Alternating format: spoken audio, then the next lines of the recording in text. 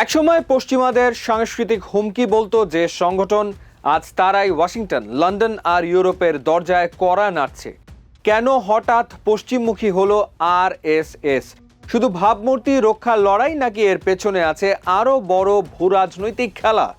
ভারতের উত্থান, সংখ্যালঘু বিতর্ক, আন্তর্জাতিক নিষেধাজ্ঞার আশঙ্কা, প্রবাসী ভারতীয়দের লবিং শক্তি এবং বিশ্বজুড়ে ডানপন্থী রাজনীতির নতুন জোট, সব মিলিয়ে বদলে যাচ্ছে আরএসএস এর কৌশল। যে সংগঠন একসময় শুধু ভারতের ভেতরের শক্তি ছিল, এখন তারা বিশ্বমঞ্চে নিজেদের গ্রহণযোগ্যতা টিকিয়ে রাখার যুদ্ধে নেমেছে।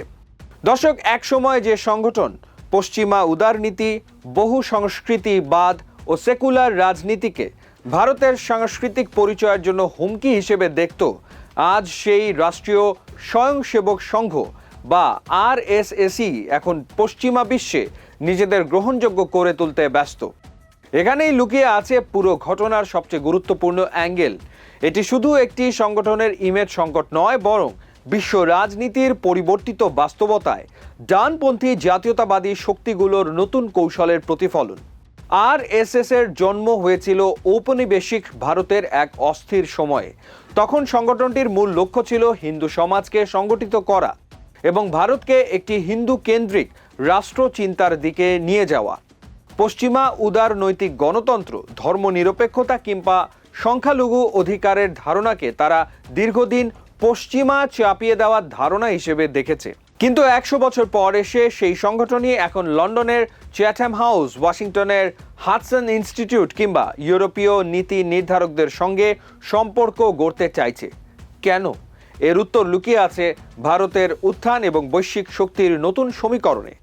আজকের ভারত শুধু দক্ষিণ এশিয়ার একটি দেশ নয়, বরং যুক্তরাষ্ট্র, ইউরোপ ও পশ্চিমা বিশ্বের কাছে চীনের বিরুদ্ধে একটি গুরুত্বপূর্ণ কৌশলগত অংশীদার। আর সেই ভারতের ক্ষমতার কেন্দ্রের সঙ্গে আদর্শিকভাবে জড়িয়ে আছে আরএসএস। ফলে সংগঠনটি বুঝে গেছে, বৈশ্বিক গ্রহণযোগ্যতা ছাড়া ভবিষ্যতের রাজনৈতিক ও অর্থনৈতিক প্রভাব ধরে রাখা কঠিন হবে। দর্শকের আরেকটি বড় কারণ হলো আন্তর্জাতিক মানবাধিকার চাপ। গত 1 দশকে ভারতে মুসলিম ও খ্রিস্টান সংখ্যালঘুদের বিরুদ্ধে সহিংসতা, ঘৃণাত্মক বক্তব্য, গরুর মাংস ইস্যুতে লিঞ্চিং, ধর্মান্তর বিরোধী আইন এবং কাশ্মীর ইস্যু নিয়ে আন্তর্জাতিক উদ্বেগ বেড়েছে। যুক্তরাষ্ট্রের United state commission on international religious freedom যখন আরএসএস এর বিরুদ্ধে নিষেধাজ্ঞার সুপারিশ করে, তখন সেটি সংগঠনটির জন্য শুধু একটি সমালোচনা ছিল না, বরং সম্ভাব্য বৈশ্বিক বিচ্ছিন্নতার সতর্কবার্তা। কারণ আরএসএস খুব ভালো করেই জানে, আধুনিক বিশ্বে শুধু দেশের ভেতরের ক্ষমতা যথেষ্ট নয়, আন্তর্জাতিক ব্যাংকিং, প্রযুক্তি, বিনিয়োগ, প্রবাসী নেটওয়ার্ক, বিশ্ববিদ্যালয়, থিঙ্ক ট্যাঙ্ক এবং মিডিয়ার ওপরও প্রভাব রাখতে হয়।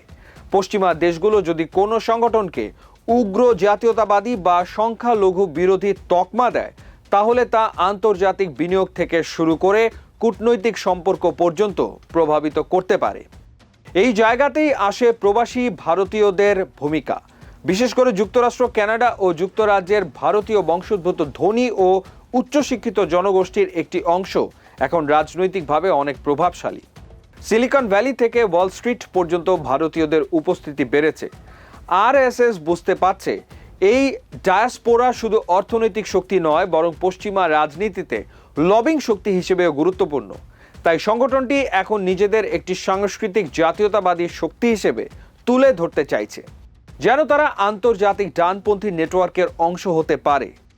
এখানে আরও গভীর একটি বৈশ্বিক প্রবণতাও কাজ করছে। গত 1 দশকে বিশ্বজুড়ে জাতীয়তাবাদী ও রক্ষণশীল রাজনীতির উত্থান হয়েছে।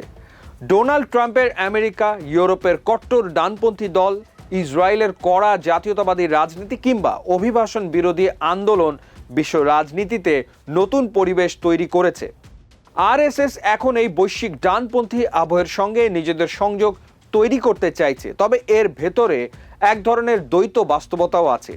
একদিকে আরএসএস পশ্চিমা দেশগুলোর সঙ্গে সম্পর্ক গড়ছে, অন্যদিকে এই পশ্চিমা বিশ্বে মানবাধিকার সংগঠন, বিশ্ববিদ্যালয় এবং গবেষণা প্রতিষ্ঠানগুলো ভারতের সংখ্যালঘু পরিস্থিতি নিয়ে কঠোর প্রশ্ন তুলছে। অর্থাৎ আরএসএস এখন এমন এক পর্যায়ে দাঁড়িয়ে যেখানে তাদের একই সঙ্গে ক্ষমতাশালীও হতে হচ্ছে, আবার গ্রহণযোগ্য হতে হচ্ছে। সবচেয়ে গুরুত্বপূর্ণ বিষয় হলো এটি কেবল ভাবমূর্তি পাল্টানোর চেষ্টা নয়, বরং এটি দেখাচ্ছে আধুনিক জাতীয়তাবাদী সংগঠনগুলো আর শুধু দেশের ভেতরের রাজনীতিতে সীমাবদ্ধ নেই। তারা এখন বৈশ্বিক নেটওয়ার্ক, আন্তর্জাতিক মিডিয়া, থিঙ্ক ট্যাঙ্ক, ডায়াসপোরা অর্থনীতি এবং ভূ রাজনৈতিক বাস্তবতার অংশ হয়ে উঠেছে। আর সেই কারণেই আরএসএস এর পশ্চিমমুখী কূটনীতি আসলে একটি বড় বার্তা দিচ্ছে, 21 শতকের ক্ষমতার লড়াই শুধু রাস্তায় বা নির্বাচনে নয়, বরং আন্তর্জাতিক গ্রহণযোগ্যতার মঞ্চেও লড়া হচ্ছে। শেষ পর্যন্ত আরএসএস তাদের মঞ্জিলে পৌঁছাতে পারে কিনা এখন সেটি দেখার বিষয়।